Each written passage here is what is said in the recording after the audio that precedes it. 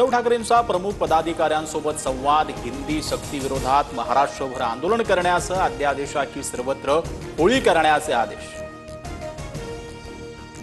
हिंदी सक्ती विरोधातील 5 जुलैला ठाकरेंची शिवसेना आणि मनसेचा एकत्र मोर्चा। ठाकरे बंधूंचा फोटो ट्विट करत संजय राऊतांची माहिती, तर ठाकरेच ब्रँड म्हणत शहा फडणवीसांना डिवचलं। ठाकरे बंधूंच्या मोर्चाला शरद पवारांसह बच्चू कडूंच्या प्रहार संघटनेचा पाठिंबा। सर्वांनी मोठ्या संख्येने सहभागी होण्याचं आवाहन। मोर्चे काढणाऱ्यांची मुलं कुठल्या माध्यमाच्या शाळेत शिकली? संपलेलं राजकीय अस्तित्व जिवंत करण्यासाठी मोर्चे। भाजपा नेते अमित साठम यांचा ठाकरे बंधूंवर रोख। हिंदीच्या सक्तीवर महायुती सरकारमध्येच मतभेद। पहिली ते चौथी हिंदी नको अजित पवारांचं मत। एकनाथ शिंदेंची भूमिका भाजपला पूरक।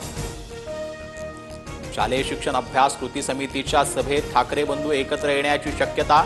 समितीकडून 29 जूनच्या सभेचं राज ठाकरेंना निमंत्रण। उद्धव ठाकरेही कार्यक्रमाला जाणार। संदीपान भुमरेंचा चालक 150 कोटींच्या भूखंडाचा मालक। नातेसंबंध असलेल्या हैदराबादच्या सालर जंग कुटुंबातील वारसदारानं जमीन भेट दिल्याचा जावेद शेखचा दावा। चौकशी सुरू।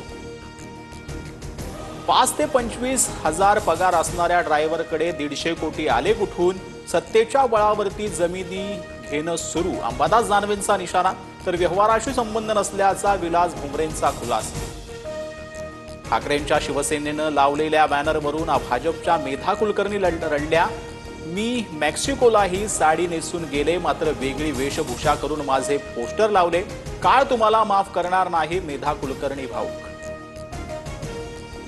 पावसाळी अधिवेशनापूर्वी भाजपला नवा अध्यक्ष मिळण्याची शक्यता। पुढील आठवड्याभरात भाजपच्या 8 ते 10 प्रदेशाध्यक्षांची नावं जाहीर केली जाणार, सूत्रांची माहिती।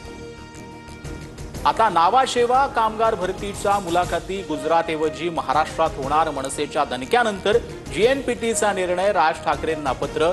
भविष्यात 70 जागांसाठी सर्व मराठी मुलं ठेवण्याचीही ग्वाही।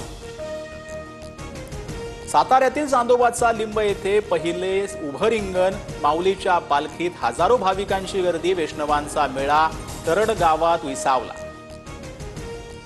संत तुकाराम महाराजांच्या पालखीला काटेवाडीत मेंढ्यांचं गोल रिंगण। नेत्रदीपक सोहळ्यानं वारकरी सुखावला। पालखीचा इंदापूर तालुक्यातील सनरसर येथे मुक्काम। ओडिसातील जगन्नाथाच्या रथयात्रेला लोटला जनसागर। गर्दी वाढल्यानं काही भाविकांना चक्कर आल्याची माहिती।